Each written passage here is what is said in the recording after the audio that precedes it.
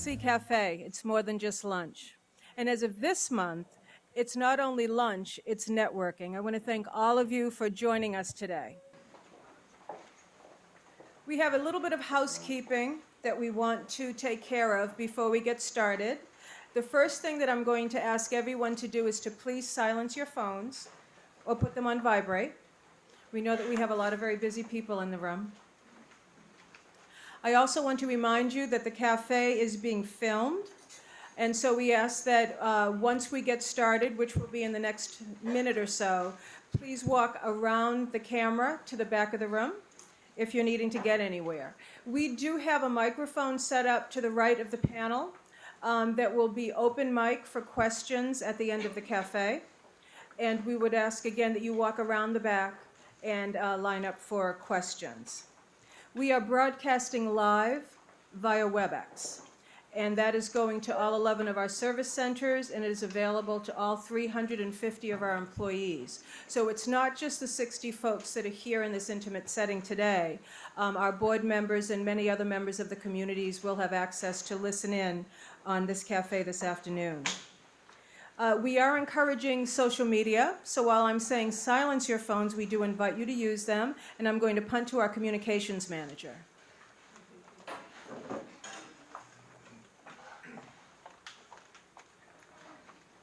Hello, everyone, and welcome. We're glad to see so many new faces. I just wanted to let you know that today we're going to be tweeting live, so we'd like you to share your quotes, your pictures, and please use the hashtag #NetworkForChange or ELCMDM. And you can see that on your program if you look to the bottom, and you just share your highlights, share things that made an impression on you, and you can share our highlights for the day. We thank you for coming out, and we look forward to your tweets.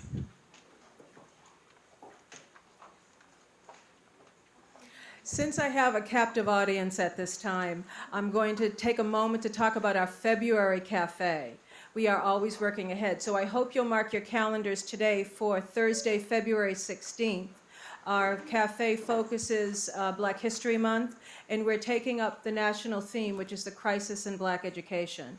And we've seated an outstanding panel, much like this afternoon, led by Dr. Steve Gallen, who is newly elected to the Miami-Dade County Public Schools School Board. So we hope that you'll join us on February 16th. We began these cafes about a year and a half ago. This is actually our 13th cafe. And the focus was to invite conversation about children, about underserved populations, and to really focus on and to really develop and encourage conversations that matter. We do very intentionally choose themes for the cafes. When we began the conversation about human trafficking, most of us on the advisory planning committee knew very little bit about this topic. We were very soon educated as well as sobered. And so we really feel that the theme of today's cafe truly advances the vision of the cafes of advancing community-based conversations. And looking around today, we just have great representation across the community. Before I introduce the panel, we're going to do a very quick raffle. We did do a business card exchange, and we have a very nice little book. Several months ago, the Early Learning Coalition, we are a children-oriented agency, and we brought Sonia Manzano, whom many of you may know as Maria from Sesame Street, in. And she did a book reading for us. She was a keynote speaker at our yearly conference, and she left behind several signed books. And so we do have her autobiography signed by her that we'll be raffling off. And will you do us the honors of pulling that card?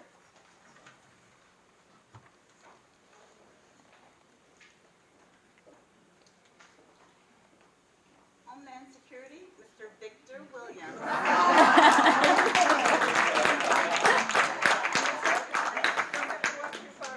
Congratulations, and thanks for coming.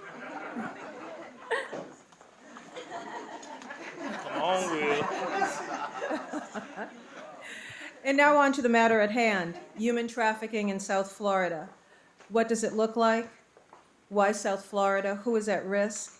And most importantly, what can we do about it? And I think we're hoping that after this cafe, we can say to you, you may choose to look the other way, but you can never again say that you did not know. Our first panelist is Esther Jacobo, who is the Chief Assistant State Attorney. We are also seated on our panel today, proud to introduce Tony Sparks, founder of Phantom Rescue, Tisha Pierre, Regional Human Trafficking Coordinator for the Department of Children and Families, Maria Clara Rodriguez Harrington, Project Gold Director at Christie House, Florencia Dominguez, Outreach Coordinator for the International Rescue Committee, and Francesco DeBelli, Founder and Director of Survivors Pathways. And at this point, I'm going to turn the floor over to our curator, Ashley Sevier, who we are very proud making her debut today. She is our public ally. She's been with us for several months. She coordinated the cafe that you're about to experience. She's done an outstanding job. Again, thank you for coming, and on with the cafe. Thank you, and welcome to the ELC Cafe on Human Trafficking. The ELC strives to facilitate important conversations on difficult topics in our community. This cafe aims to take a critical look at how human trafficking is interwoven into our society and how we, as a community, can take action for change. I would like to invite the panelists to introduce themselves and tell us all a little about what they do. Ms. Jacobo? Thank you. And first, I'd like to thank the Early Learning Coalition for having us all here and having all of you here and all of you that are watching on the web. What a fantastic opportunity for this very important topic of conversation. So, as I was thinking about the brief comments that I would make to open, I reflected on how far we've come as a community. And the reason that I think that that's a good place for us to start is because when you think about the problem of human trafficking, it can be very daunting in its scope and its complexity. And it's very easy to throw your hands up in the air and say, this is too much and I'm not sure what we all can do about it. So I am pleased to say that I'm very proud to be here on behalf of the State Attorney, Catherine Fernandez-Rundle, who is undoubtedly one of the leaders in this community who has pushed us forward to really become not just a community that's worked cohesively together to address the issue, but really in very measurable ways, a community that's done so many innovative things that are now nationally recognized as good interventions and the right path to take. So I just want to talk just for 2 seconds about, because we talked about how far we've come. And, when Pam said, we didn't know what this, we knew very little about it. As a community, 5 years ago, we didn't know, what we knew about human trafficking was limited, to say the least. And I think what was most daunting to us was that it had been happening the whole time under our noses, as long as we'd been here, as long as our predecessors had been here. And so in that short time, there was a building of an infrastructure. And I'm not only pleased to be here on behalf of the state attorney, who's done so much in this regard, but I also was around in the Department of Children and Families when it all began and these conversations began. So, we are the law enforcement arm of the panel. But I will tell you that I think that our state attorney and I and everyone on this panel knows that it's not enough to do just try and put the bad guys away or try and help the survivors of human trafficking. There's much broader and important work to get it to end altogether. So I thank you, and I'm looking forward to the conversation. Mr. DeBelli?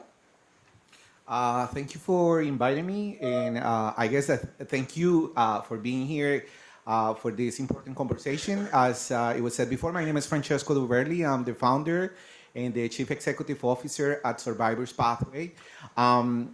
We have the honor of being one in the unique center for victims of human trafficking, sexual violence, and domestic violence from the LGBT community, having the biggest and the strongest program in the south of the United States for transgender community, which it's an honor for us, but it's sad for the community that in the whole south of the United States, there's only one center, and that the conversation about human trafficking within the LGBT community, it is so isolated. So I'm so happy to be here, and I guess what makes me even more happy is to create a little bit of visibility about a community that is highly invisible and highly affected by different crimes, and definitely sex trafficking is one of the crimes that is devastating the LGBT community, but especially the transgender community, and among those youth, younger transgender individuals and boys that are now on our streets in Miami selling their bodies and being sexually exploited. Thank you. Ms. Pierre? Good afternoon, everyone. My name is Tisha Pierre. I am one of the regional human trafficking coordinators for Florida Department of Children and Families.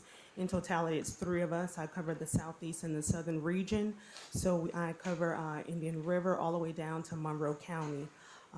I am extremely grateful to be here. So I hope that I offer something that you probably heard for the first time, or when you leave, that it's so impactful that when you recognize what I identified, or you're able to connect with what I've shared, you now be able to understand from the perspective of the department of how important it is that we are not only at the table, but we are a driving force. So to kind of piggyback on what Esther said, it changed dramatically how the department even looked at this. We even added a maltreatment called CSEC. 5 years ago, we didn't have that maltreatment intact. It is the only maltreatment where we do not need a perpetrator, because often we do not know who the perpetrator is, or they're not going to share. And it even started driving and changing how we did investigations and how we did case management. And it did become extremely victim-centered. So for the department, the culture of how we looked at the victimization of human trafficking victims actually shaped how we started changing our policies and our procedures. And so I've had a great honor in taking legislative language and trying to shape it to be supportive, and also allowing opportunities where my community partners can come to the table and offer their area of expertise. So again, Tisha Pierre from Florida Department of Children and Families. Thank you. Mr. Sparks? Hello, thank you for allowing us to come today. And also, as the founder of Phantom Rescue, we have 2 focuses, and they're primary. First focus is education and awareness for prevention and deterrence of human trafficking. And the second is recovery and rescue operations. Within the continental United States, we assist local, state, and federal authorities in recovery operations where we're allowed and where we can fit in. And then overseas, we work with Interpol, International Center for Missing Children, the UN, and foreign countries in education awareness, but also in rescue operations, and help bring children back to their families. Thank you. Good afternoon, everybody. Thank you so much for the opportunity to be here. I'm with Christie House, a nonprofit organization that provides services to sexually abused children and to child victims of sex trafficking. The agency has been around for 20 years. It's going to be 21 years. And it's a children's advocacy center working very closely together with our partners, the State Attorney's Office, law enforcement agencies, the Department of Children and Families, and other community agencies. And we started our Project Goal program, which stands for Girls Owning Their Lives and Dreams, about 10 years ago. And we started this program because at the time, there was no services available, specialized services available to our domestic children. We have the first drop-in center in the state of Florida that we'd opened about 3 years ago, and we provide, of course, a healing environment for our survivor clients ages 11 to 19 years old. They participate in individual therapy at Christie House. We're very well known in the community for providing evidence-based treatment, trauma-focused cognitive behavioral therapy, and we provide different programs, mentoring programs, as well as support groups and advocacy. We spend a lot of time in court, juvenile court, dependency court, advocating for the children. And as you can see by all the organizations that are sitting here today, this is an issue that involves all of us. Not one agency can fight this battle alone. It's not for one nonprofit to do it. It's not for just law enforcement or the state attorney's office. This is a community issue that affects all of us. And the only way we can really fight this injustice is by getting our community together supporting the efforts of all these wonderful organizations. I'm very happy to be here, so thank you for the honor of having me. Hi, I'm Florencia Dominguez. I'm the outreach coordinator for the anti-trafficking program at the International Rescue Committee. Thank you so much again for having us here and also for taking interest in this topic that's still today a hidden crime. Just a little bit of history about the International Rescue Committee. We first started the program in 2002, and we got our federal funds for direct services in 2003, and since then we focus our program in foreign-born victims. It wasn't until 2013 that we started working with domestic cases, and saw that it's a completely different, it's completely different, almost, it's different in the way of case management, the traits are different, so just keep kind of piggybacking on what everyone said. It's really important to have those partnerships, strong partnerships built. And I think all of us here email each other on a monthly basis and consult with each other. And we also have really strong partnerships with law enforcement and other organizations. So partnership is key. And besides the direct services piece that IRC does, we also have, we are part and we are representing South Florida in the Rescue and Restore initiative by ACF from the Department of Health and Human Services. And we are under the project of Rescue and Restore, and the main idea is to raise public awareness about the issue and conduct trainings and conduct outreach as well, trying to identify more victims in the community. Again, thank you so much for having us here. Thank you. So according to the U.S. Department of Homeland Security, human trafficking is defined as modern-day slavery that entails the use of force, fraud, or coercion to obtain some type of labor or commercial sex act. What does this mean in your line of work and for the everyday citizen? Can you give examples to clarify what exactly constitutes human trafficking? The floor is open.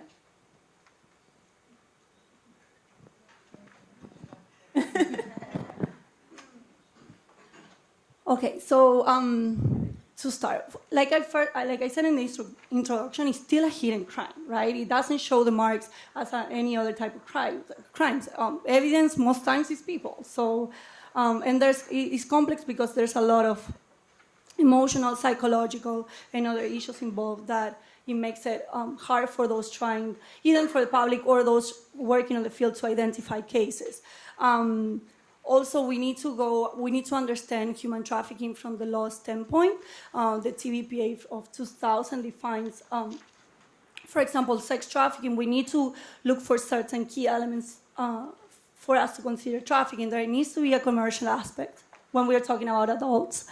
When we're talking about adults, there has to be a commercial aspect, and there has to be the use of force for coercion. When we're talking about minors in sex trafficking, we don't need to prove or see in the community force for coercion. If a minor is engaged in commercial sex, automatically is considered a victim of trafficking. When we are talking about labor trafficking, again, we have to see the elements of force, fraud, or coercion. So those one of the things is human trafficking is still, and even I think when the law came out, even those in Washington have issues trying to define the law, right? So these are not kidnappings, this is not labor exploitation, this is not only sexual abuse. So we have to look for those components that make it human trafficking. And sometimes it's hard to recognize that. Yeah, and the law is very specific as how human trafficking is defined, and is defined as the obtaining, recruiting, or transporting of a person. And it can be either for labor trafficking, domestic servitude, and sex trafficking. And it's important to understand that there's different ways of human trafficking. There's organ trafficking as well. It's not just sex trafficking. And I will talk a little bit more about sex trafficking because that's our specialty in the services that we provide. And when we talk about specifically of sex trafficking, we really have to change that mentality. People think that when someone is being trafficked, they're locked up in a basement, chained to a bed, which of course, those cases of abduction, kidnapping, of course they happen, and they happen quite often. But the majority of our domestic children that are being trafficked in the US are being manipulated into that industry. They're being lured into that industry. So these are children that we may be coming in contact with at the schools, through the juvenile detention system, through law enforcement, through social service agencies, through hospitals, but they were not being identified as victims of human trafficking. And people have that idea that, well, if that person dancing in the strip club or that person in that pornography video or that picture, how can they possibly be a victim if they're smiling on the video and they seem to be out there, they chose to do this? And that's what we need to change in our community. Because what we don't see behind that smile on that picture or that video, what we don't see when that girl is dancing in that strip club or when that boy is being trafficked, we're not seeing the force, the coercion, the manipulation that has taken place to lure that children.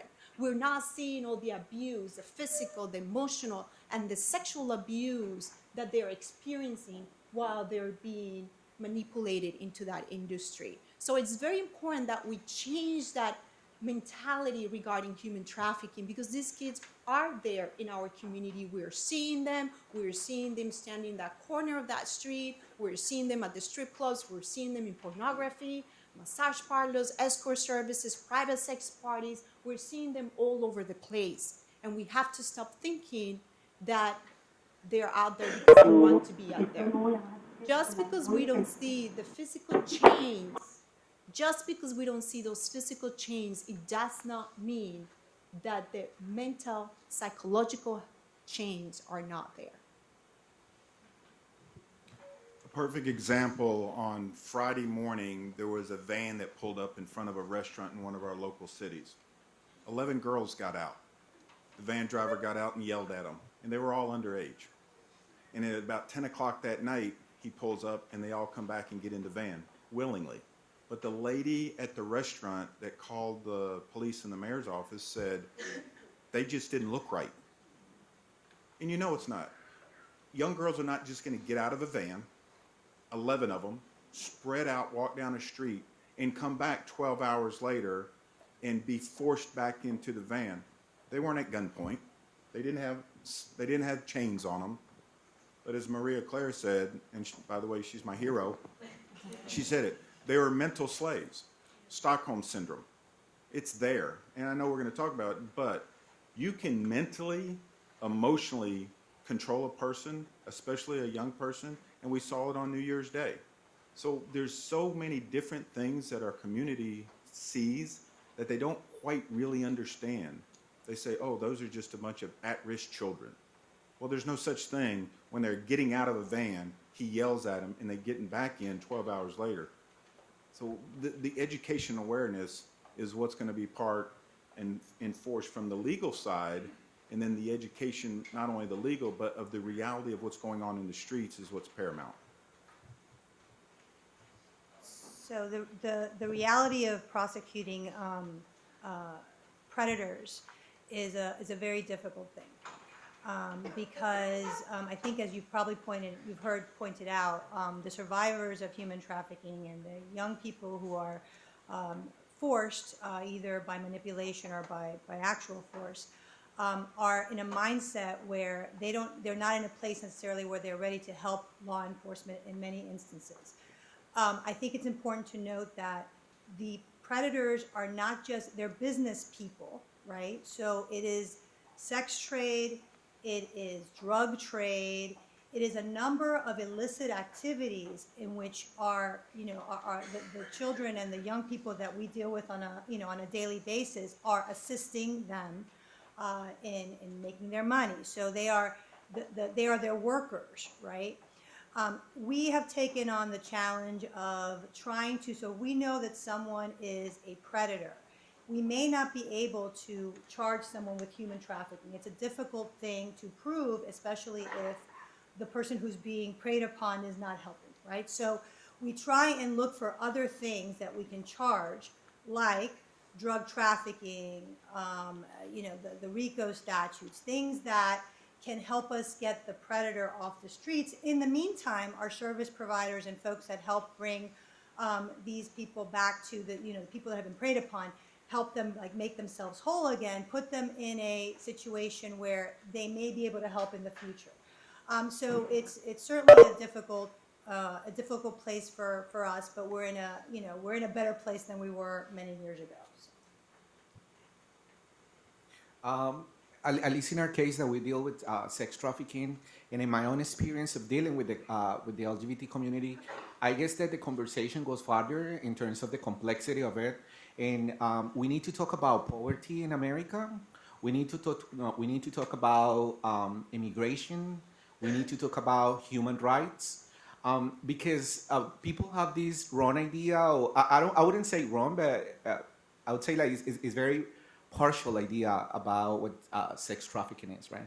And because it's taken from the movies, and people think that it's that person that is being kidnapped, and it's not just like that. And especially, there's this idea that it's only females that are trafficked, and that's a big, big mistake, because there's so much males that are involved in the sex industry, especially in Miami-Dade County. Because Miami-Dade County has I guess, one of the biggest sex industry in the nation, that comes along with the tourism. And it's part of our economy. Our economy is a hidden part of our economy, right? And then we have this huge immigration, especially from Latin Americans. And we have a very still strong issue of boys that are gay and are throughout their homes because their sexual orientation, are children that are victimized by their families and kicked out of home because their gender identity. And then it is so complex that we have the immigration from South America and Central America, but then we have also the immigration of kids from all over the country running from their families and coming to Miami because it seems to be a safe haven for gay, lesbian, bisexual, and especially trans people. And then we face the problem of homelessness within the youth. And then you see children, 12, 13, 14, selling their bodies to pay hotel, selling their bodies to eat, selling their bodies to pay the transition, because transitioning is not cheap, and we are not structured to provide for the needs of a transgender individual, especially in the process of transitioning. And then these individuals are so vulnerable. Immigrants that are struggling to eat, to get their documentation, to survive. So they start by survival sex in an industry that is right there in our faces. And then people that benefit from it, that profit from sex. And that creates a strong question in terms of how our society is built up and how our economy is going on. And we see it every day. We see it every place we go. It's in Miami Beach. It's in so many places, in hotels, so many places. But especially for boys and transgender individuals, they're so invisible. They're in our faces. They're walking in. There's space. There's geographical areas in Miami-Dade County at specific times that you can drive and you can see many children doing sex work on the streets, walking up and down. And perhaps you have drove all over that places many times, but they're invisible. We don't see them. It seems that we don't want to see them, right? We did a survey in Survivors Pathway. We have 475 transgender women.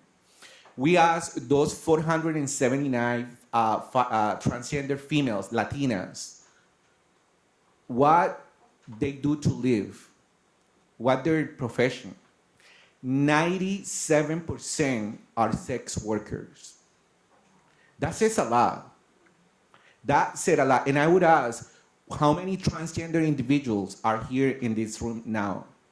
And think about it. How many doctors you have seen transgender? How many of your classmates are transgender? How many of your hairdresser or your teachers or your coworkers? So this is people that have started doing sex work since they were minors. When we asked them in that survey, the age that when they started to do sex work, 75% stated that they started when they were 13. So we have a huge numbers of victims of sex trafficking, described by the law. So it is so complex that I always invite people to think not only about the act of the crime per se, or the sex per se, but us as community. How accountable we are as members of this country, as citizens of this country, with those that are not that privileged. We're very privileged in many ways. And we take for granted our privileges. There's hundreds of people out there that don't have those privileges. And meanwhile, we can have access to work. There's people that don't have access to work, and they see themselves forced to sell their bodies, to eat, to pay their rent, and to survive.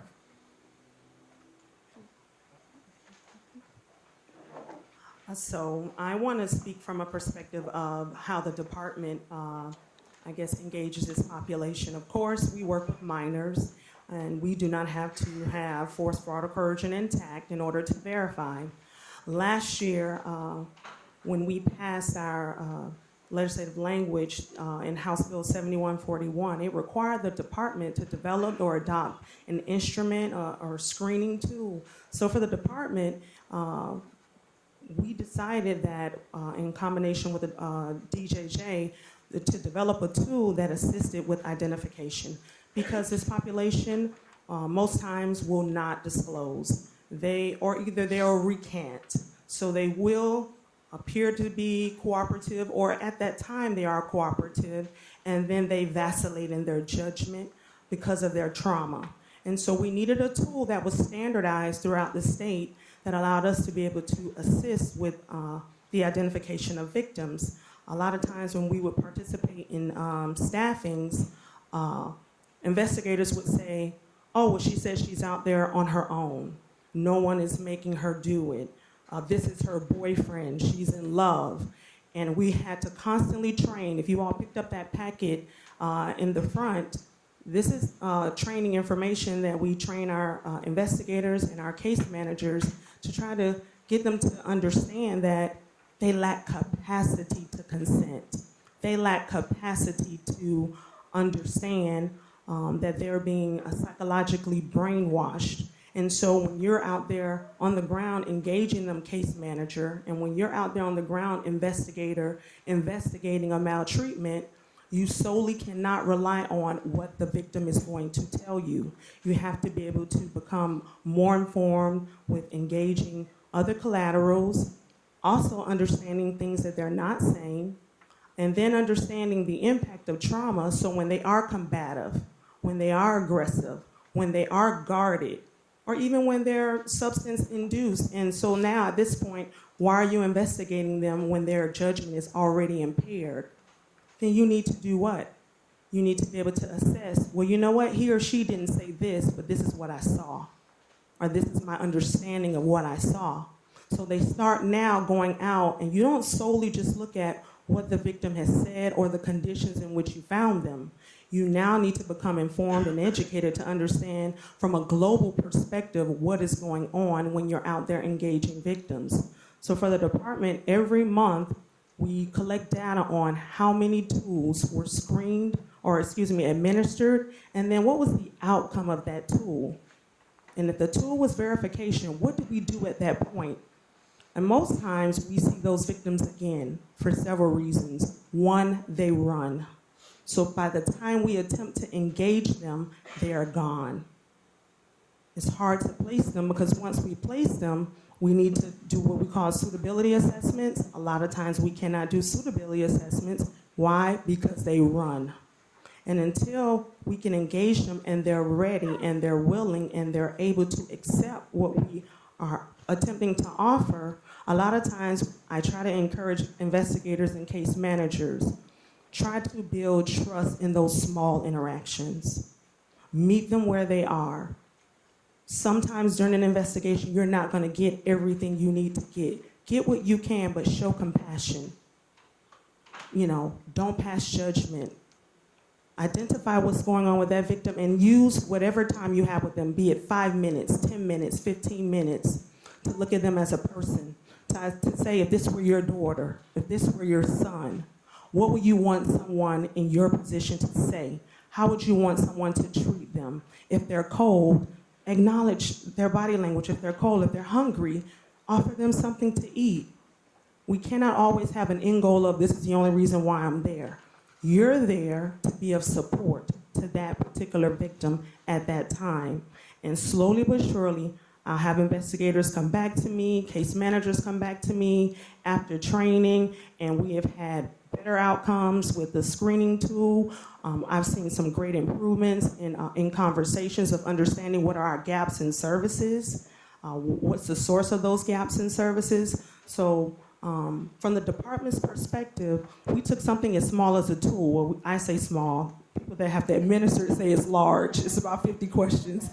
But we took something like a tool, and we were able to take that information and then start driving the culture of how we can be victim-centered. I went back to that word, victim-centered. So it's not just about identifying. Now that we've identified, what's next? And now that we are aware that they're going to run, and we know that they're not going to disclose, because studies say only 6% self-disclose, that means we got to run after that 94%. When I say run, that means we got to start working together in this room, start being collaborative, start supporting each other, so then we can start supporting our victims. Thank you. According to the Florida National Organization for Women, South Florida is the third busiest hub for human trafficking. What is it about the area that makes it such a prime place for this crime?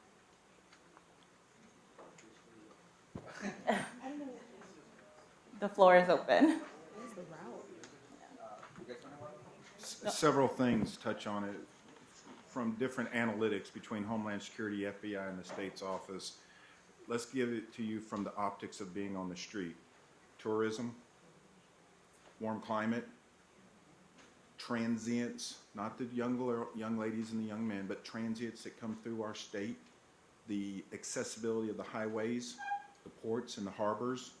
In the movement, again, you have ocean surrounding us, just like Houston and just like Los Angeles.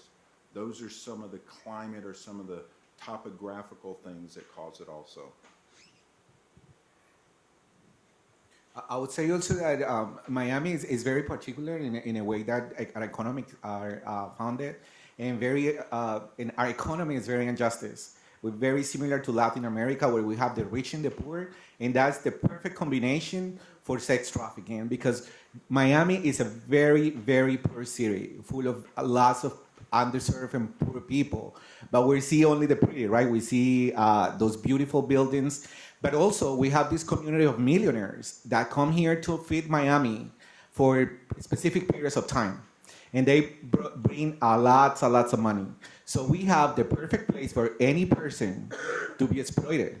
We have the right environment because we have these very marginalized, poor communities living alone with these very rich, wealthy people. We also have a lot of events, sporting events, music events. There is a porn industry convention in Miami Beach at the convention center, Erotica, I think it's called. So we have a lot of going on in our city. And when people come to Miami, even if they come for business, it's time to party. Miami is seen as a city that it's a hot city. People dress a little differently. People want to go a party. You can find drugs. You can find women. You can find children. You can have males. And there is a lot of diversity, so people can find whatever they're looking for. And that's a big issue. And that's why one of the things that we have to talk about more often is the issue of demand. And that's not an issue just for law enforcement or just for the state attorney's office or the U.S. attorney's office. That's also a community issue.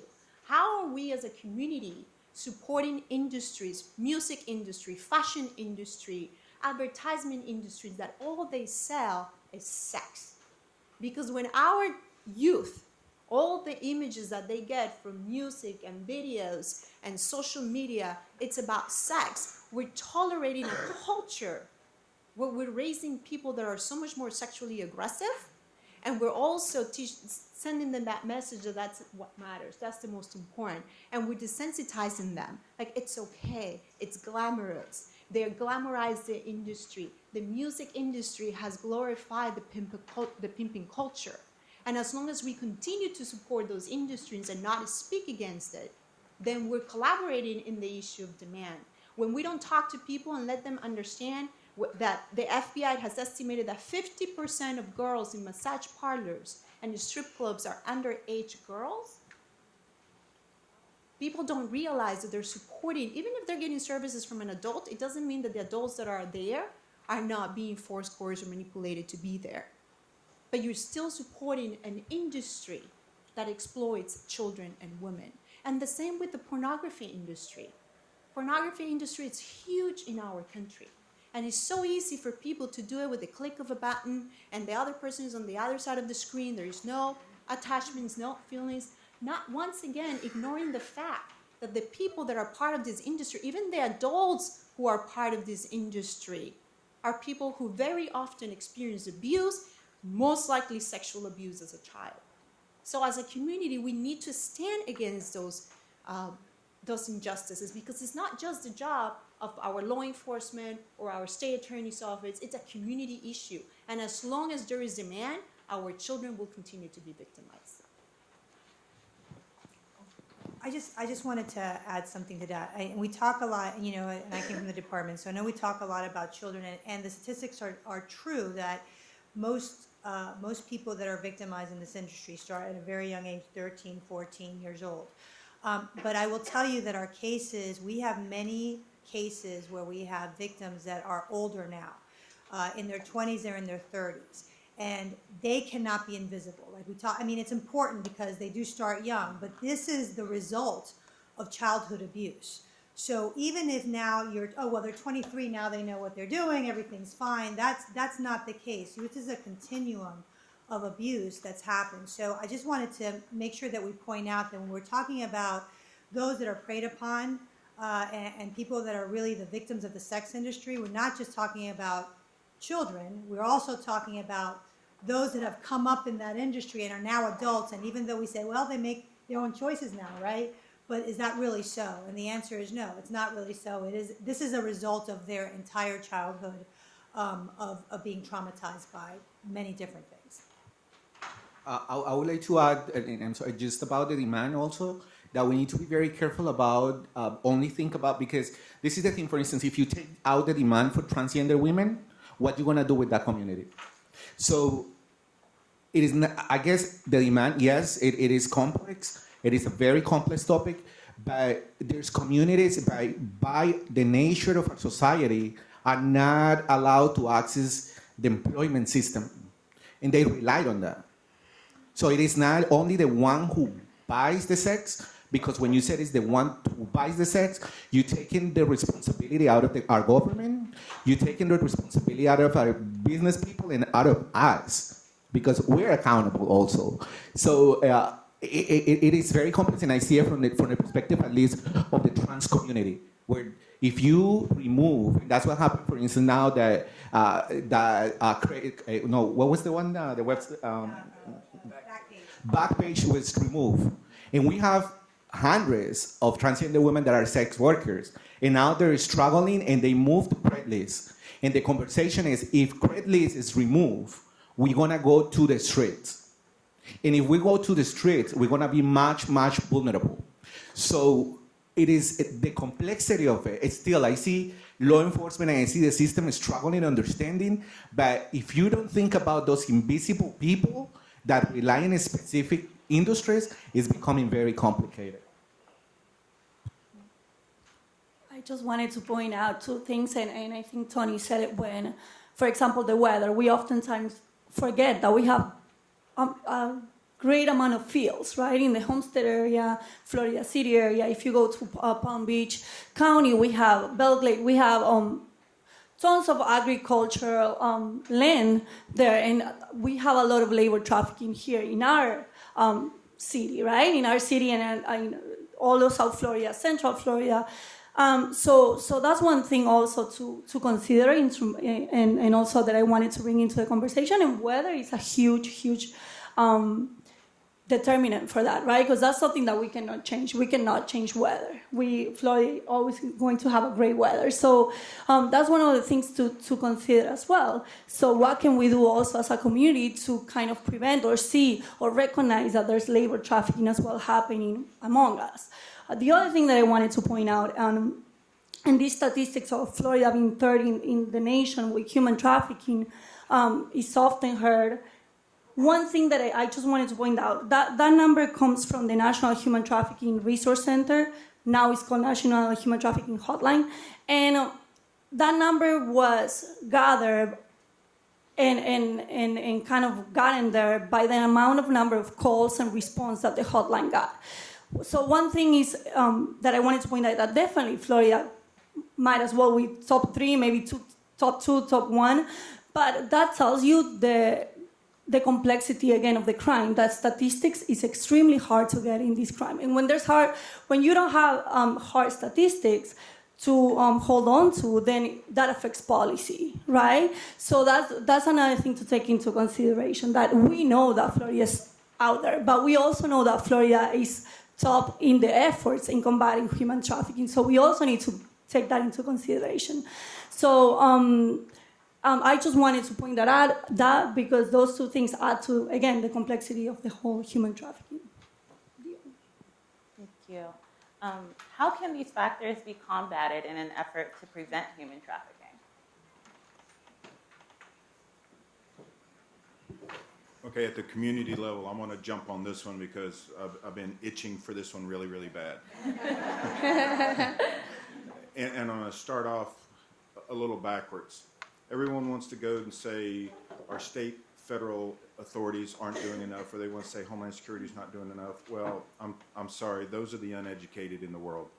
I can sit and look at that man over there, Victor Williams, and at your office and Ms. Rundle's office and tell you they are. They absolutely are. Who remembers in 1980 a very tragic event that happened for a mother, and she gathered a bunch of ladies in her house on a Saturday night? Does anyone know who I'm talking about? The lady that started MAD, Moms Against Drunk Drivers. One lady, Saturday night, bunch of ladies, and she started in her house. Crime Stoppers, same way. Citizens Watch, same way. So how do you want to combat it? I'm sorry, military guys, so I'm going to use that word.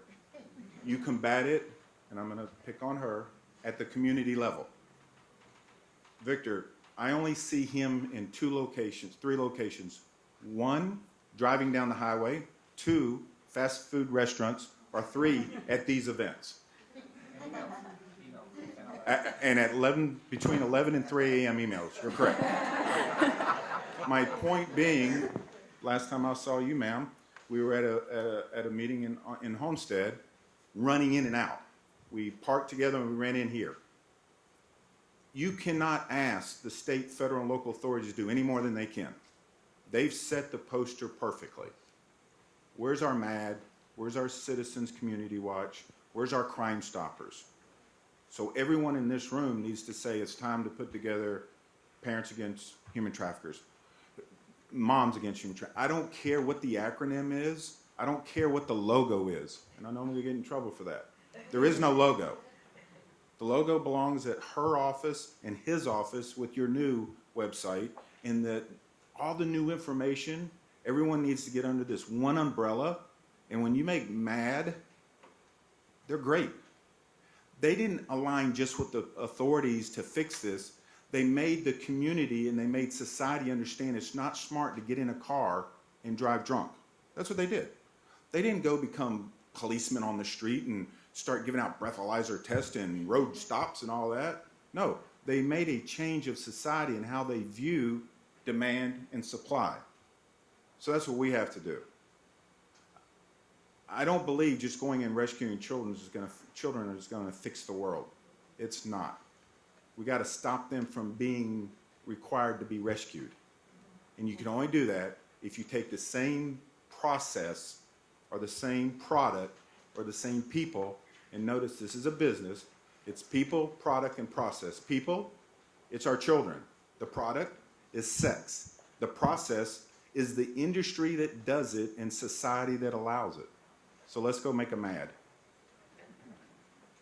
And I think, and that was very well said, Tony, and also adding to what Francesco mentioned earlier, bringing all the factors together and what are the needs of our community, what are the needs of our survivors, what are the needs of the victims, and addressing all the factors, addressing poverty, addressing the issues of the LGBTQI community, addressing racism.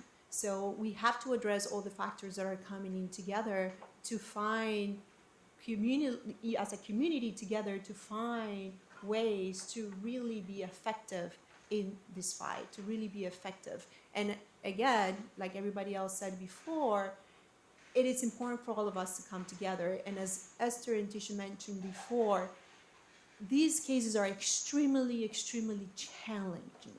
The investigations are very challenging for law enforcement, for the prosecutors, and we, as a community, speaking from the social service and from all the organizations that we have collaborated together for so many years in these efforts, we have people that are so passionate about this issue, that are working 24/7. They're out there on the streets, like Tony said, talking about Victor. They're out there, a phone call away. Hey, I need help with this. Hey, I have a girl that needs that. And we're collaborating together, but we can't do it just from this perspective. So as Tony mentioned, we got to bring everybody in. We got to bring everybody in to really be effective. Go ahead. So from the department's perspective, we were required under House Bill 7141 that if your community, if your local circuit area did not have a task force or a coalition of some sort, we were required to start one, to start that conversation. I am happy to say in my 2 regions, we have some wonderful task force. One, Victor leads the South Florida Task Force. Miami-Dade County has their own task force, of course. Catherine Fernandez-Rundle, our state attorney's office, with their Human Trafficking Policy Institute. We recently in the, I guess you call it Circuit 19, the Treasure Coast, which is Indian River, Martin County, and St. Lucie, we just reactivated their Human Trafficking Coalition mid last year, and they are doing some wonderful things. I can tell you the way that they see and the way they approach is a lot different than the way we may see it and approach it down here. But that's the beauty of it, because you need to understand how it moves, how it morphs, how it evolves in your community. And so how we may address it in Monroe County may be different than how we address it in Miami-Dade County. I was in Monroe County and engaging law enforcement, and at that time it was like, oh, we know that family. Oh, the mother did it. The grandmother did it. Oh, it was almost as if it was accepted, it was appropriate, or it was understood that that's not an emergency, they're making choices, this is what they want to do. And I will tell you, a year later, those same law enforcement officers, we went back a year later after training and engaging them, they now understand their level of sensitivity is different now. They now are embracing the culture and understanding that these are victims. So I always ask everywhere I go, who in this room attends a task force or you're involved in a coalition? How many of you all are aware? So I see 1 hand, I see 2, I see 3, I see 4, 5. And we have how many people in this room? Easily, 70, 75. And so when I go out and I say, how can you be a part of it? Contact Victor, if Victor wants to give out his card. Definitely, Esther can give information about the state attorney's office. But I always say it's more than just attending a training or coming out to an event. You have to be a part of the ongoing conversation. The ongoing conversation and one of them is coming out and participating in our task force and our coalitions. So for those 5 people that raised your hand, thank you. For those that did not, we need you. You may come with a different lens than what I have. Esther has a different lens than I come from a child welfare. I'm a licensed clinical social worker, so my lens may be different than Esther's lens. She's coming from a legal perspective. And so there's value in all of us coming from our own, perspective. You may be able to come and offer a solution that I may not couldn't even fathom in my mind because my history, my experience, my exposure to this population is totally different than yours. So I embrace anyone that wants to come and be a part of it because I believe everybody, it's a human rights violation. And the last time I checked, we're all humans, right? We're all people. So it's a problem for all of us. It's a human rights violation. You have an opportunity to participate and to be effective by coming out and participating in our task force. If you do not know it, my email information is in this packet. So in the back, if you want to email me after this event, I will share with you where different meetings and people that you can contact if you want to participate in the task force or their coalitions. Okay, I just was going to say that I can tell a real story about success, right?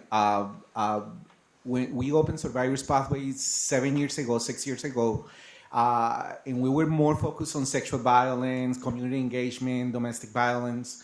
But then we start seeing the issue of sex trafficking in boys in the LGBTQI community. And then we start knocking doors. And we have been able to be very successful and save so many lives and making so many changes. Thank you, for instance, to our partnership with the state attorney, right? The state attorney is an amazing, amazing office, giving us the space to address those changes that have to be done for communities that are so invisible and highly affected. Christie House, right? Like, these programs are so expensive, so expensive. You cannot imagine the manpower, the resources that are required to serve one person, one victim, and to change a community. And when Christie House give us the opportunity to partner with them and get some sort of financial resources, that was amazing. IRC helping us all the time. Miami Foundation is a great foundation that give us the right amount of money to continue with this fight. This fight is not cheap. It's very expensive. And we talk a lot of things, but we don't talk about the financial component of it. And I want to thank you all of guys for partnering to really improve our city and make of those invisible people visible and to make justice for all. Okay, I just wanted to say two things. One of the things on helping combating this is exactly what the Early Coalition is doing, right? The Early Learning Coalition is also educating from a young start, those that have access to children and so on. I just wanted to tell a story in another county. For example, there's a presentation approved for middle schoolers, right? So we went to different resource fairs for teachers and principals, and we told them about this presentation, and we said, we have this amazing presentation that was approved. We would like to go to the schools and teach the children. This is catered to kids. It's important that they know. It's important that the staff knows how to recognize and see signs. And everybody was like, this is wonderful, this is great, I'm so glad. So the moment came when we said, well, can you sign? Because the training has to be requested, right? So they have a lot of options, and then the training has to be requested. Nobody wanted to sign because human trafficking is still a topic that maybe parents, maybe teachers, maybe those in the community are afraid to talk about. It's not a nice thing to talk about, but we need to talk about, right? So that's we can bring awareness as a community, but also we need to educate from a young start what it means to children. Children need to learn that the voice counts, that when they say no, whatever they say, that they count, they do have rights. So it comes from so many perspectives that we can make change when it comes to human trafficking. I think he pointed out also is the multidisciplinary approach that is not only assigned by the law that was creating human traffic, but if you don't take that approach, anti-trafficking efforts are not going to be successful. And here in Florida, we're so lucky to have that in place, those partnerships in place. I just want to touch on the education piece that you touched on, and I'm going to touch on something Maria Clara said a little earlier. And I think this is the right audience for it because this is the Early Learning Coalition, right? And so we talk about what media does to the victims of this and how this happens. So how do they become vulnerable to begin with? And there's lots of reasons for it. But I want to read you a couple statistics so that you understand just the breadth of this problem. The average American child, 6 through 18, consumes 50,000 hours of media, right? The average American child spends 11,000 hours in school during that same time period. And the average American child spends 2,000 hours with their parents during that time period.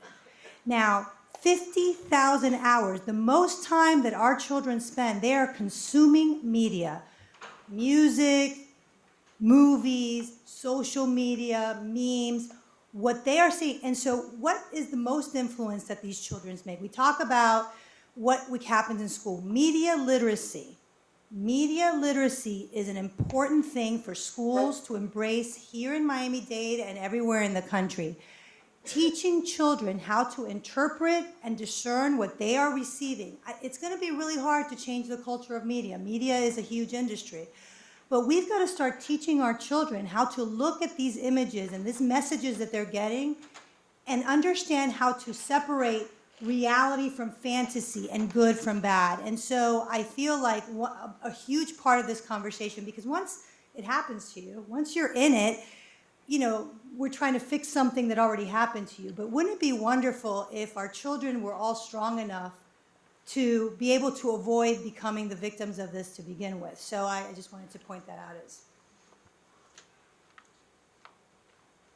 Thank you. And I think I agree with Ms. Dominguez and Mr. Sparks. Having these community conversations, starting with the community to affect change. In a 2015 article in the Miami Herald, Susanna Nesmith found that though Florida revised its laws on human trafficking in 2012 and 2013 to increase the penalties for sex trafficking, funnel additional resources into treatment for child victims, and make it easier to convict traffickers of juveniles, those efforts in the state to investigate and prosecute sex traffickers have yielded few results. How does the law fall short of the problem? Ms. Jacobo? So I think this is, we talked a little bit about the difficulties of these cases. And so I think it's great that they enhance the penalty, but that doesn't help us when we can't get our victims the help and in a place where they can help us with the prosecution. So I think that's a great start to have those laws. Part of the reason that we struggle is because there are still lots of barriers to be able to help our victims. One of those barriers, so if you're a minor child, even though there's running that happens, and those are definitely barriers that happen to being able to get treatment and being able to prosecute cases. But think about this, at the very least, minor children have a system of care that they're put into that is funded by our legislature, which is the Department of Children and Families. When I talk about when you hit 19 or 20 years old and you're rescued at 19 or 20 years old, there is nothing, there is no safety net for you. There is no funding from the legislature. I'm going to tell you a little kind of anecdote story for us. So we were part of rescuing victims that were not children that went to the Department of Children and Families. Our law enforcement officers had nowhere to take them. There was no place to put those. There was no one to call. We ended up partnering with Camilla's house, and they've started something called Project Phoenix, where we could take, and Sister McCare, it's a long story, but the bottom line is these are the kinds of things that are an impediment, right? So that's a resource piece. We had to go fight in the legislature for funding for that, but that's a resource piece. The other piece is that even if you had the best of circumstances, our criminal justice system is a very hostile place for victims in general, not just victims of human trafficking, but victims in general. And so, for example, in the state system, if you charge someone with a crime, let's say there are 3 or 4 traffickers, right? You charge someone with a crime, they have 3 or 4 lawyers that get to depose our victims. So they get to sit in a room with a young person and ask them questions.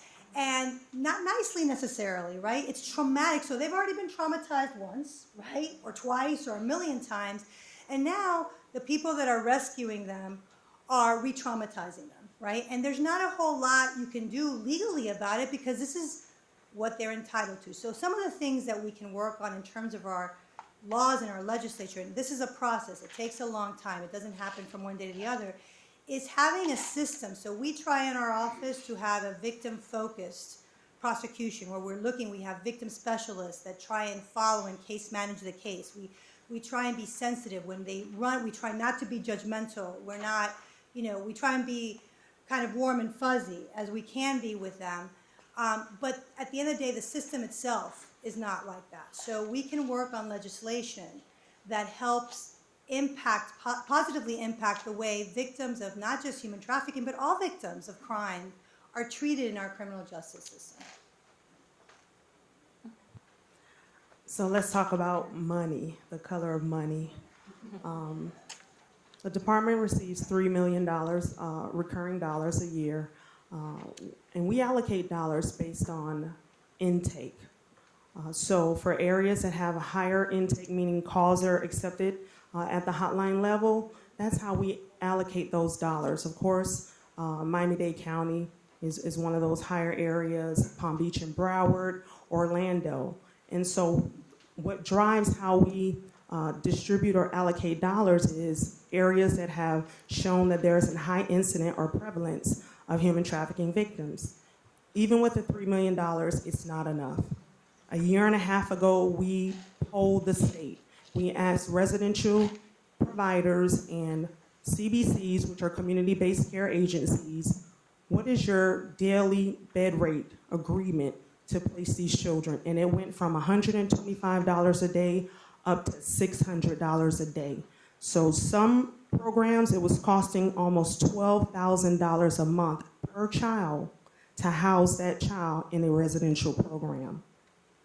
Usually when I go out and I engage the service providers and community-based care agencies, I often encourage them, look for other funding streams. Look at other grants. There are opportunities, get with your business development manager to identify ways to raise money. One of the reasons why they're an expensive population to work with is because of their trauma and how long it takes to even start peeling the trauma back. I am a clinician. I was a clinician 15 years in the field, and I can tell you, even now I'm not equipped. And I can probably sit with the victim 6, 7, 8 months before they may even start talking about that trauma. So how do I bill for that? How do I bill for that when we're not even touching the trauma? Because what am I billing for? At that point, I'm just engaging and building rapport and supporting them. That's one reason why they're expensive. Another reason why they're expensive is the quality of staff. The credentialing of staff. We want to give them exactly what they need. So that if they need, a life coach, or if we want to do a 24-hour crisis mobile model where we'll go wherever they are. Somebody has to pay for that, right? So say an agency has that and it's 3 o'clock in the morning and a victim calls. Maybe they're not ready to come in. Maybe they're not ready to get out of the life, but they need to take a shower or they need somewhere to stay. I think we were talking about this the last time I saw her. Somebody has to pay that staff to be there, to be available, to be open for that one victim. Because guess what? That one victim is one victim that needs one of us to respond to them at 3 o'clock in the morning. So they are a very expensive population to support and take care of. Let's not talk about how much a psychosexual evaluation may cost or a psychological evaluation may cost, how much it costs an hour, or even for a biopsychosocial. So when we start talking about treatment, we have to start talking about funding. Then we need to start talking about what are the ways that we can come together and identify additional funding streams to support this population. I don't want to place a child in any placement. I want to place them in the right one. I want to place them in the right one. When you go out and you want to buy a home, you know exactly what kind of home you want. You know if you want 2-story, if you want a 4-bed, 2-bath, because you're looking at the design of your family, right? If you have a certain amount of children, or if your mother-in-law, God forbid, wants to live with you. Just like my mother-in-law. And so we had to expand and get a bigger house. It's the same way with these victims. We have to meet them where they are. And so we don't want to just house them. We don't want to just house them. We want to give them exactly what they need. And we're always tweaking. And the Chance program under Citrus Mental Health, they're probably one of the best providers that gives us data on what is working. So for those that don't know, Dr. McGrath at Citrus Mental Health under the Chance program, they are phenomenal, but it's not enough. They only have 15, 16 beds. And I can assure you on any given day, we have more than 15, 16 verified victims that need help. So how do we expand that capacity, that inventory? It starts with everybody in the room. So I'm always recruiting all the time, everywhere I go. Maria Clara would tell you, I even went, don't you all want to open up a group home, Maria Clara? Don't you want to do that? I'm always, even at my church has a social justice ministry, and last year they made human trafficking kind of like the theme. And we went out to different churches, educating the community and identifying how can they increase supervision. If you know a single mother is working 10, 12, 13 hours a day as a community, who's watching her children? So she doesn't have to allow a potential perpetrator to come in and watch her children while she's working. So we talked and said, how can you embrace your community so you can reduce demand, have more oversight? I talk about this all the time. This really is a smartphone. But we put these in our children's hands.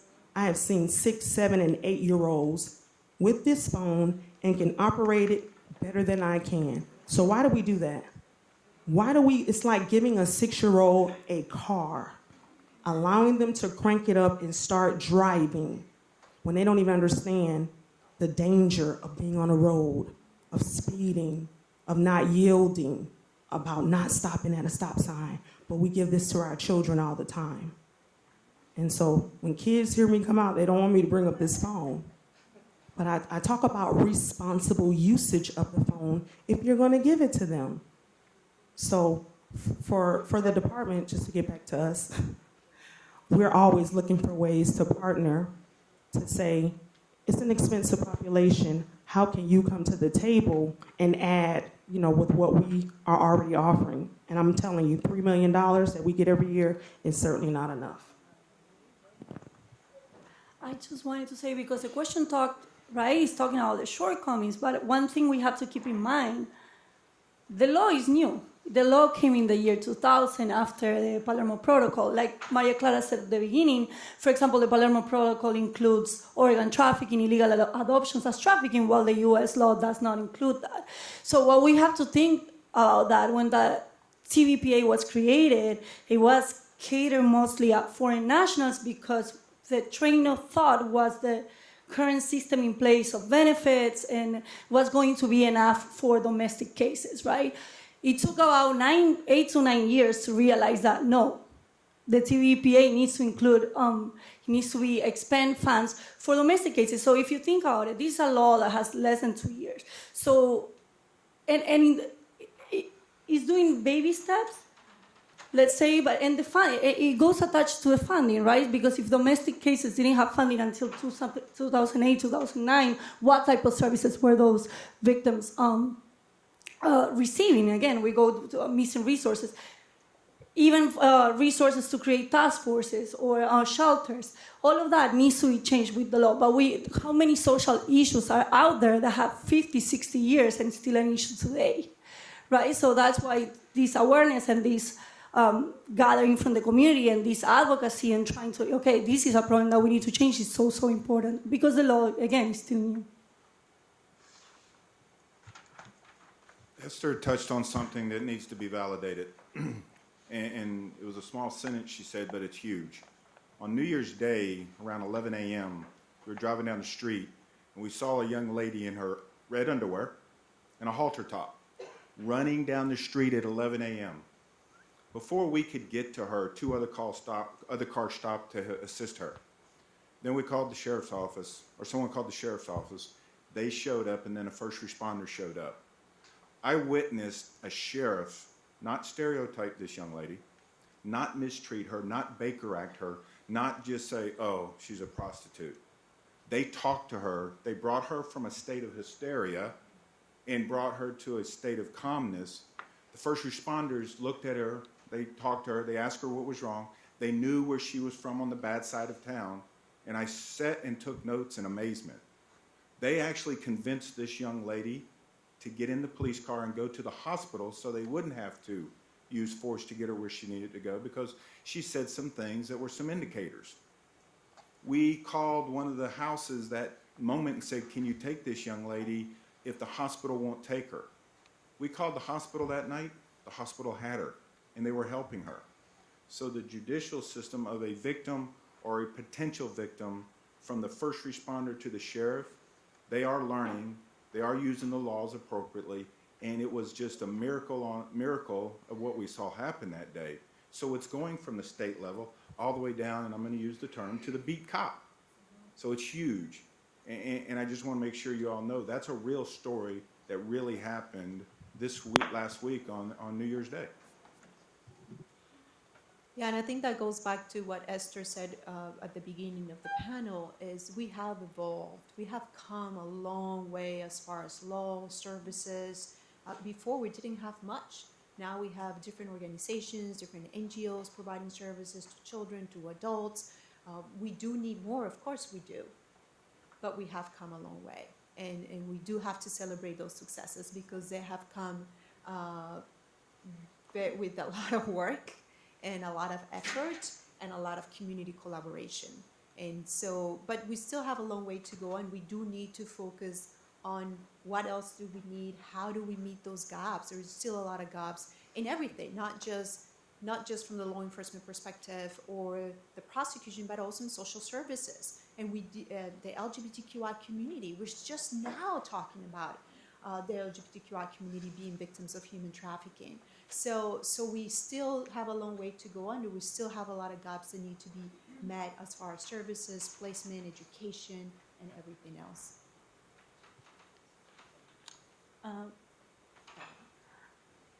Though human trafficking is prevalent, it flies under the radar. What are some ways citizens can identify potential victims? So there's definitely many different indicators, and especially those who are working with children or who are, whether, like I said before, these are kids that are coming through our schools, through social services.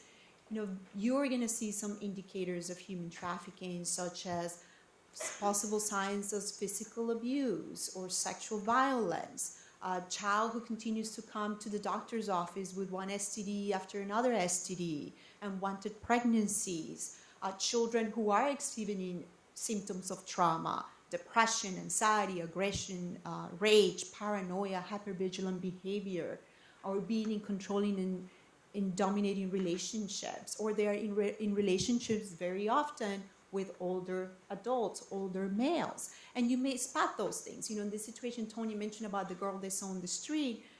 Can you imagine if no one called and made that call to law enforcement? Law enforcement can be everywhere.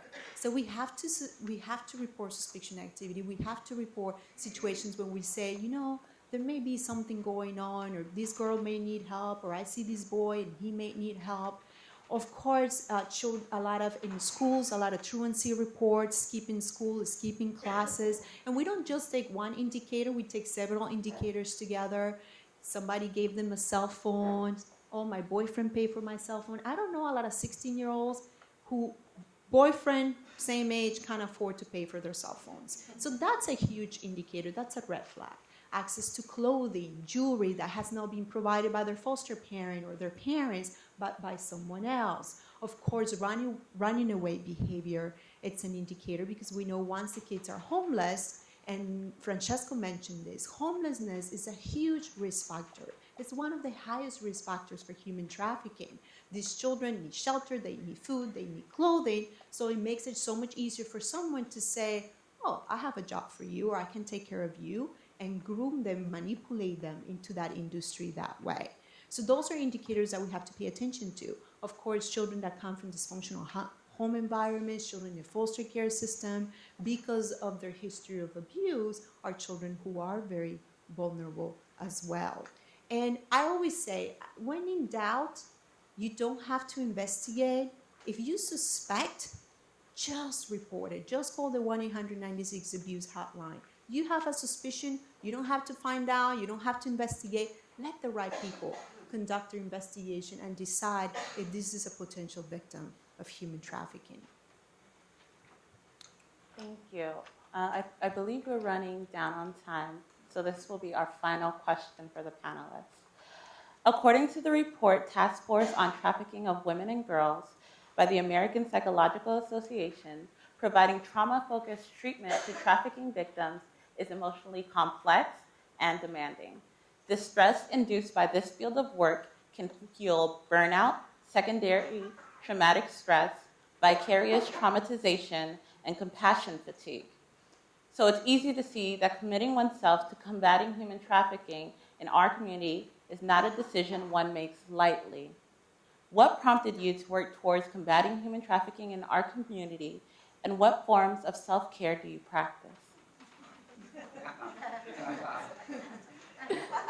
Yes. Well, I guess I'll go first.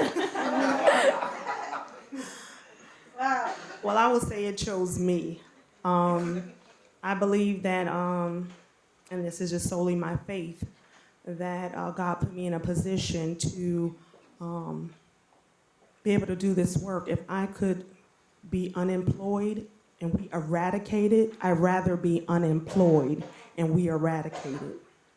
I think one of my strengths is that I'm extremely compassionate. I'm extremely sensitive when someone else is ailing. I'm the fixer in my family, if you will. I'm my mother's youngest child, and I fix everybody's problem. They think I know everything. I don't know everything, but I'm extremely empathetic. And if I don't know the answer, I don't mind picking up the phone and calling Victor or calling someone else, because somebody knows the answer. Somebody always knows the answer. If it's not in this room, then maybe they're in another county or they're in another state, or the smartphone. We can go Google it.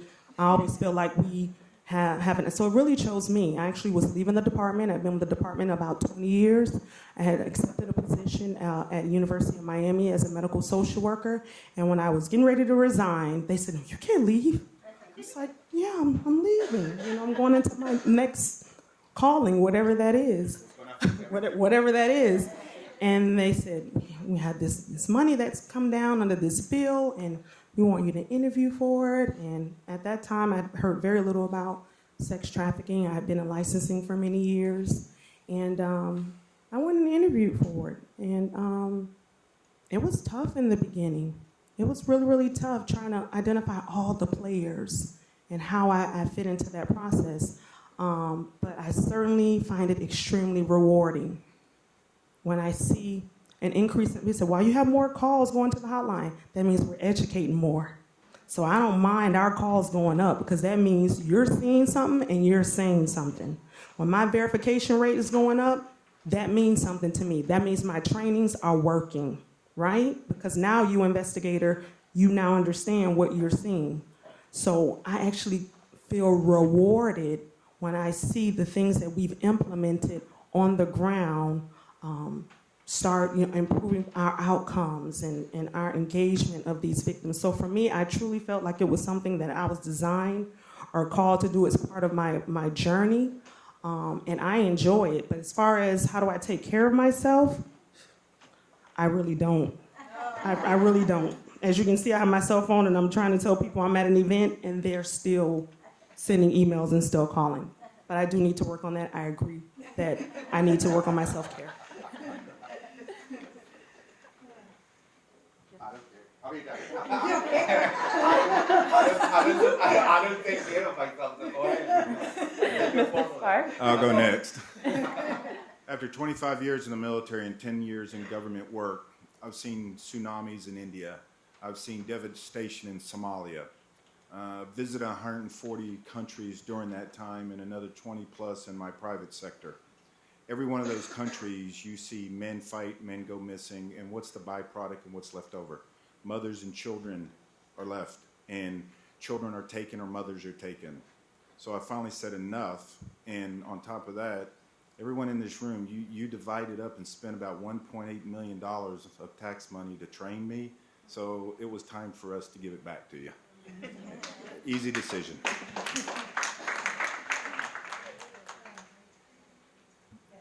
I can't really tell you how I got in.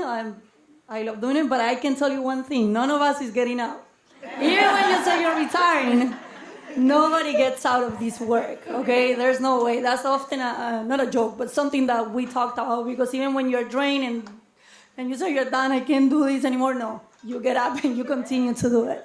So from my personal experience, I know that I think we're lucky, again, as a community, that we have the support of each other, but within my organization, I found the support, that open door policy that I can go and decompress with my coworkers and my supervisor. But also, I think it's important that sometimes to recognize that, you know what, I need a day. I need a day, because if you're not in the right mindset on that day, you might cause more harm than you're supposed to. So I think a lot of things is trying to be honest with ourselves and also our capacity, right? So we each specialize in, although we care about all trafficking victims and eradicating all trafficking, we all have different expertise. So we have to recognize that, right? It does truly take a village. So to be able to have those resources and pass that, I think is really important. On a personal level, I don't have much time. I have a daughter, so I guess having my daughter is self-care. But I try to yoga and stuff like that. But yeah, my daughter is my self-care. Thank you. I believe we'd like to open the floor to questions from the audience.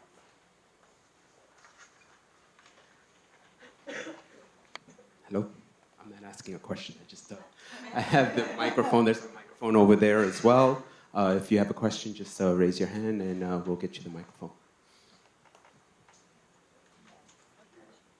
Well, I'll start it off since no one's, just to break the ice. And I just have to make 2 points real quick. And one of the biggest problems with human trafficking is, like Tony mentioned, there's no national human trafficking association dictating the states how we should do this.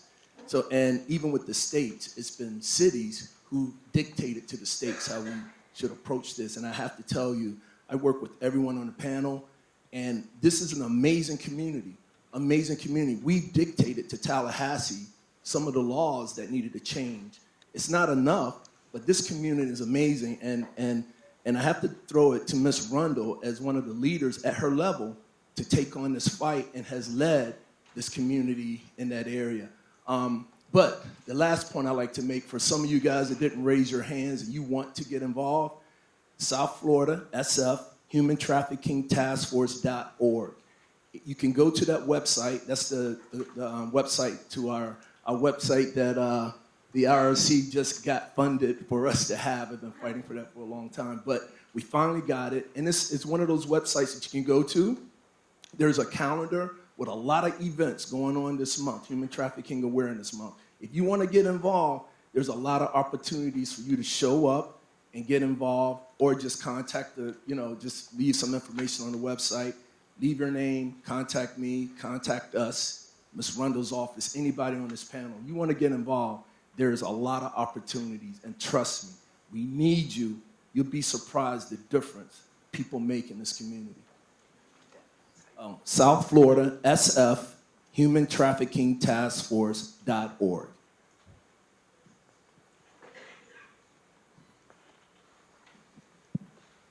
Good afternoon. This question, I was just reading a message on my smartphone. This question is for Mr. Sparks. I was reading the biography on your organization, and I noticed that it says that you physically rescue children.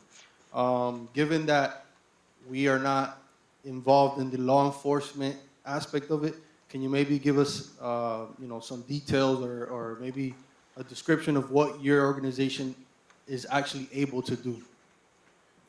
Again, we work alongside of law enforcement at the state, federal, and international level. If it's a state side and they need assistance, we help them physically go and be on the receiving end and helping Victor if the Homeland Security is doing a recovery rescue in the continental United States. Overseas, we go over and work with the local authorities and governments of physically flying in that country, getting on the ground, and educating and helping them go to a facility that they're not prepared to, either through resources or tactics, and we go with them. We don't go bust down doors. We don't wear guns. I'm too old, too ugly, and too fat. Maria Claire will tell you that. But we bring 25 years of experience You don't need a gun to walk into a country. You don't need a gun to walk into Miami. I'm going to sit and spend time. You can't leave, by the way, sir. We're going to spend time in South Miami because you want to talk about recoveries and rescues? You can do them with just cooperation and talking. I can go in and I can get a kid to come out, and I can get them to come and visit services, and we can track them all the way through. But hard recoveries that you're asking about, hard rescues, those are for those countries that doesn't have this room right here. They don't have a quarterback, okay? They don't have Miss Rundle as a coach, and they don't have this tackling defensive and offensive front line sitting over there that's Victor. So when we go into those countries, we are audacious, we are violently inclined to do the right thing. And when I say violent, not in a bad way, but our heart's in the right place. So we have to go help them. Because there's three buckets of children: high risk, community, and targeted.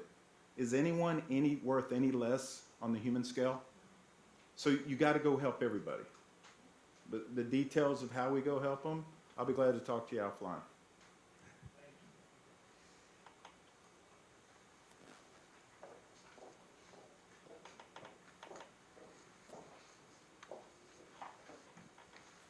Thank you guys for the presentation. The three of us work with families, particularly women and children, and we are aware of the 1-800 hotline if we need to refer participants. But are there any other local anonymous ways that we can refer clients to various entities?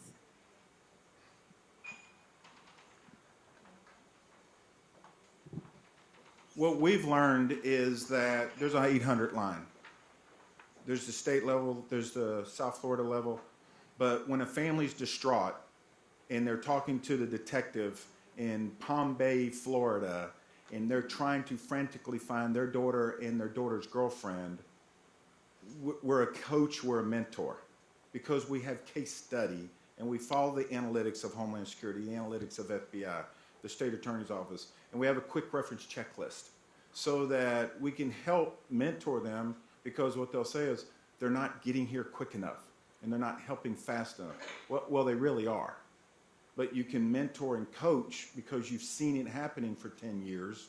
So that extra additive number, the person that comes in and helps, you don't get in the way of law enforcement, but you can help them expedite the process.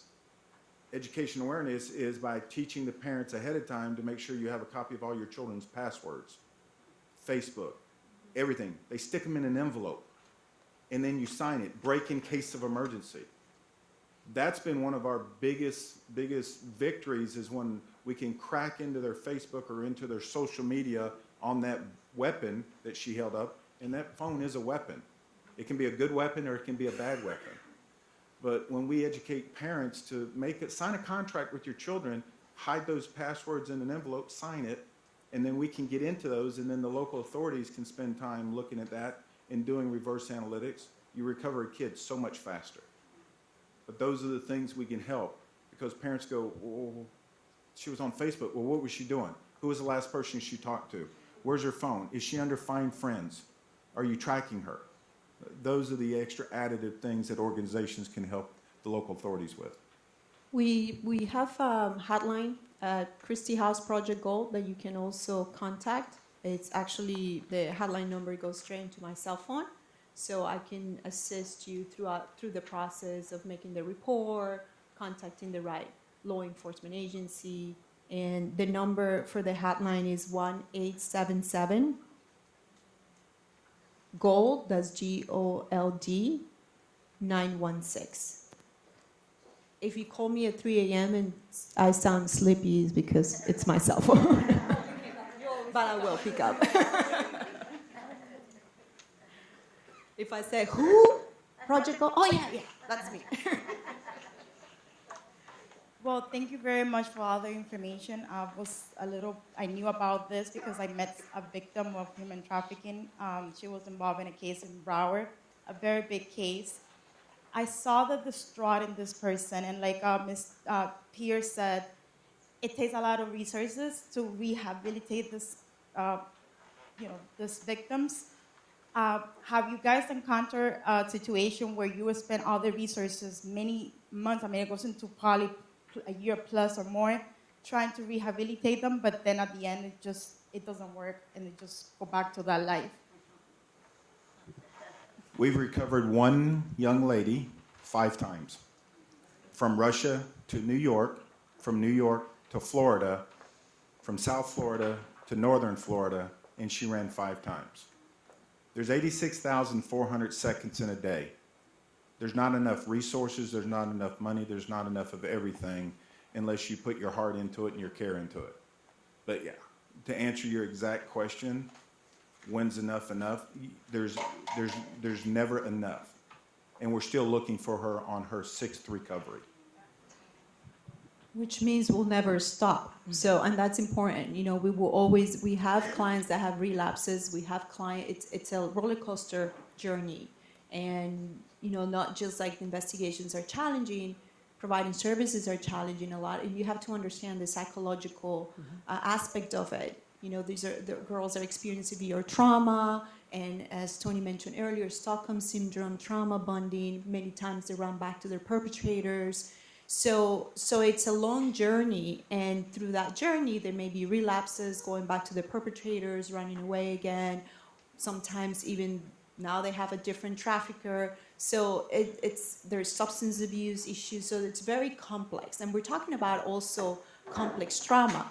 These, for the most part, people that experience different traumatic events, not just the trafficking, but there was childhood sexual abuse, there was physical abuse. There was all kinds of different traumas, and so it's one layer of trauma after another. And this is something that we will continue to work with the client. Every time they come back, we're there to serve them. Every time they come back, we're going to go back to therapy. We're going to try to engage you in getting services, and we continue to do so with the hopes that for those who were having a difficulty with, that they will eventually be engaged and receive all the services that they need. That's of course for those cases that are very challenging, but we do also have a lot of success cases and a lot of kids that are doing really well. Comprehensive services are very important.